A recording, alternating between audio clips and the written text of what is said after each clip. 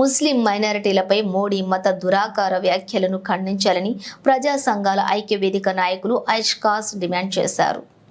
Visakha CPM కార్యాలయంలోని శనివారం నిర్వహించిన విలేకరుల సమావేశంలో ఆయన మాట్లాడుతూ ఎన్నికల కోడ్ను బహిరంగంగా ఉల్లంఘించిన మోడీపైన ఈసీ చర్య తీసుకోకుండా తాత్సారం చేయటం అన్యాయమన్నారు.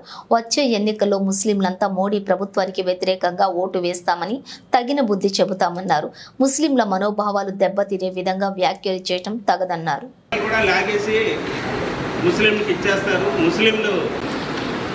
శుద్ధ అబద్ధం అనేసి హిందూ పత్రికలో ఏదో పేరు కాపాడుకోవడానికి అధికారం కాపాడుకోవడానికి ఈ రకమైన మతపరమైన చిచ్చు పెట్టడం సరైనది కాదు.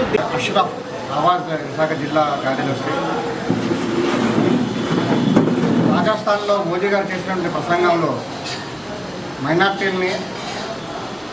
మైనార్టీ ముస్లింల మీద ముఖ్యంగా ఆయన దుష్ప్రచారం చేయడం జరిగింది. కాంగ్రెస్ వాళ్ళు ఏదో ప్రభుత్వం ఏర్పడితే మీ ఆస్తులన్నీ దోచేసి చివరకు మీ మంగళసూత్రాలు కూడా మీకు లేకుండా చేస్తారు, వాళ్ళకి ఈ దేశ సంపద అంతా వాళ్ళకి పంచిపెడతారని చెప్పేసి అవాస్తవాలన్నీ మాట్లాడడం జరిగింది. కాంగ్రెస్ మేనిఫెస్టోలో ఈ దేశ సంపద ముందు మైనార్టీలకి పంచుతా, ముస్లింలకి పంచుతా ఉన్నటువంటి వ్యాఖ్యానం ఎక్కడా లేదు.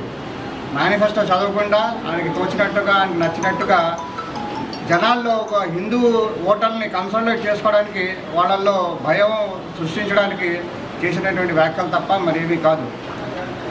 ఈ స్వాతంత్రం వచ్చి 70 సంవత్సరాలు అయింది. అందులో 50 సంవత్సరాలు కాంగ్రెసే పరిపాలించింది. అలాంటి సంఘటనలు ఎప్పుడు ఎవరు మనం చూడలేదు, ఎప్పుడు మాట్లాడలేదు, ఎప్పుడు జరగలేదు. దేశంలో ఉన్నటువంటి 80% జనాభా ఉన్నటువంటి ఆస్తుల్ని ఒక 20% ఉన్నటువంటి ముస్లిం మైనారిటీలకి పంచుతారంటే ఎవరైనా ఒప్పుకుంటారా? రాజ్యాంగంలో దానికి అవకాశం ఉందా? వాళ్ళ మేనిఫెస్టో అలాంటివి ఉందా? ఇవన్నీ ఏదో అమాయకులు అనుకుంటారు దేశంలో ఉన్న ప్రజలు. ఆయన ఏం చెబితే నమ్మేస్తారు అనుకుంటారు. ఇలాంటివన్నీ నమ్మే రోజులు పోయాయి. ఆయన చాలా కాలం మోదీ గారు దేశ ప్రజల్ని మౌళి చేసి అబద్ధాలు చెప్పి జనాలతో ఓట్లు దండుకోవడం జరిగింది.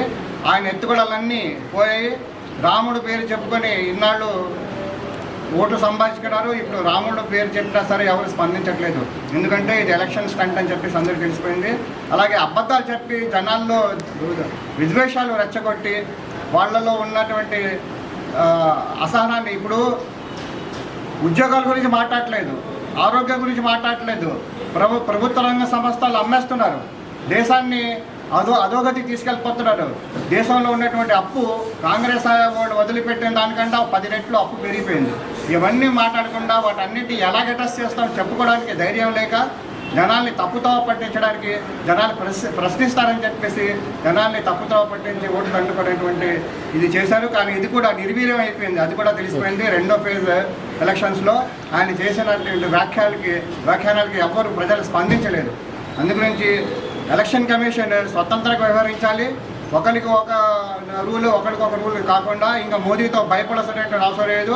మోదీ గారికి కాలం చెల్లింది. 24 మోదీ గారిని ఇంటికి పంపించేస్తారు. ప్రజల మధ్య చిచ్చు పెట్టడం, కులాల మధ్య చిచ్చు పెట్టడం ఆయన యొక్క ఆనవాయితీ. ఈ ఆనవాయితీని ఖండించిన కూడాను ఈసీ వాళ్ళు ఎటువంటి చర్య తీసుకోలేదు. ఈ చర్య తీసుకోమనేసి ఆవాస్ తరఫున మేము విశాఖ డిస్ట్రిక్ట్ తరఫున కానీ అలాగే స్టేట్ కన్వీనర్ కూడాను దీని మీద స్పందించారు. అందుకే దీన్ని ముందుకు తీసుకెళ్లాలని కోరుతూ, ఇలాగే బీజేపీ మోడీ గారి ప్రసంగాలు ఇలాగుంటే ఇంకా తీవ్రమైన నిరసన తెలియజేస్తూ ర్యాలీ కూడా విశాఖలో నిర్వహించడానికి మేము పూనుకుంటున్నామని తెలియజేస్తున్నాం.